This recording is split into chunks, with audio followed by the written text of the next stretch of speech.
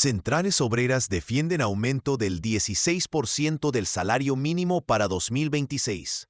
Las centrales obreras de la que hacen parte la CUT, CGT y CTC, junto con las confederaciones de pensionados CPC y CDP, presentaron formalmente ante el Ministerio del Trabajo sus salvedades frente a la imposibilidad de alcanzar un acuerdo en la Comisión de Concertación de Políticas Salariales y Laborales sobre el incremento del salario mínimo legal vigente para 2026, el cual deberá regir a partir del 1 de enero próximo de 2026.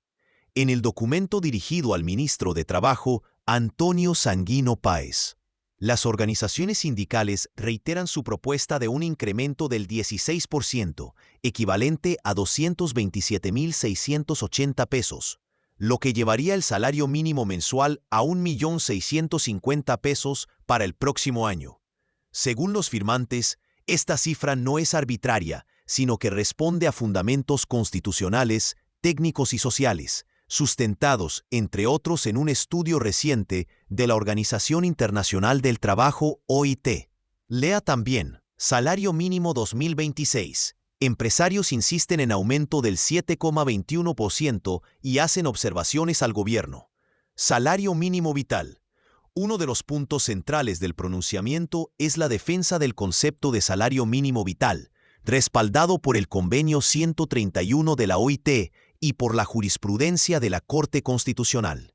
De acuerdo con el estudio citado, el costo mensual de una canasta básica para una familia colombiana de 4 personas alcanzó en 2025 los 3.141.188 pesos, cifra que deja en evidencia que el salario mínimo actual se encuentra cerca de un 50% por debajo de lo necesario para cubrir necesidades esenciales, como alimentación, vivienda, salud, educación y otros gastos básicos.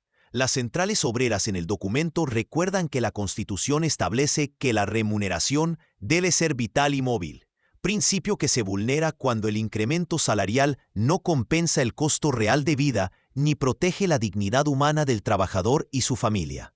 Lea también Salario Mínimo 2026. Esta es la fecha en la que Gustavo Petro lo decretaría si no hay acuerdo. Críticas a la posición de empresarios. En el documento, los representantes de los trabajadores cuestionan la postura de los gremios empresariales y del Banco de la República, a quienes acusan de aferrarse a una ortodoxia económica que, según afirman, ha quedado desmentida por la realidad. Señalan que los incrementos del salario mínimo por encima de la inflación en años recientes no generaron desempleo ni desbordaron la inflación, y por el contrario coincidieron con una reducción de la informalidad y de los niveles de pobreza. Asimismo, rechazan que la discusión se limite de manera estricta a los criterios del parágrafo del artículo 8 de la Ley 278 de 1996, recordando que en años anteriores se han pactado aumentos reales del salario mínimo por encima del IPC, sin efectos económicos negativos. Productividad. Otro de los argumentos expuestos es la supuesta deuda histórica en productividad laboral, que según estudios citados de la Universidad Nacional, con base en datos del DANE, alcanzaría cerca del 32% en los últimos 20 años. Este rezago, afirman, justifica plenamente un ajuste salarial más ambicioso para 2026. Preocupación de los pensionados. También incluyen en el documento una salvedad específica de las organizaciones de pensionados, quienes advierten sobre la desigualdad en los criterios de ajuste de las pensiones. Mientras las mesadas equivalentes a un salario mínimo se incrementan en la misma proporción que este, las pensiones superiores solo se ajustan con el IPC, lo que, según denuncian, genera pérdida de poder adquisitivo cuando el salario mínimo crece por encima de la inflación.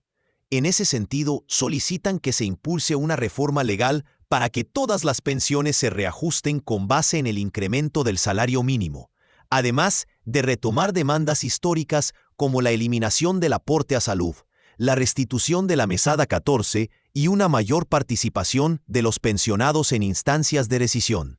Llamado al gobierno. Las centrales obreras y organizaciones de pensionados concluyen solicitando al presidente de la República que en caso de no lograrse un acuerdo antes del 30 de diciembre, Tenga en cuenta estos argumentos al momento de fijar el incremento del salario mínimo por decreto. A su juicio, un aumento del 16% no solo es constitucionalmente necesario, sino que contribuiría a dinamizar la economía, fortalecer la demanda interna y avanzar hacia una mayor equidad social en el país.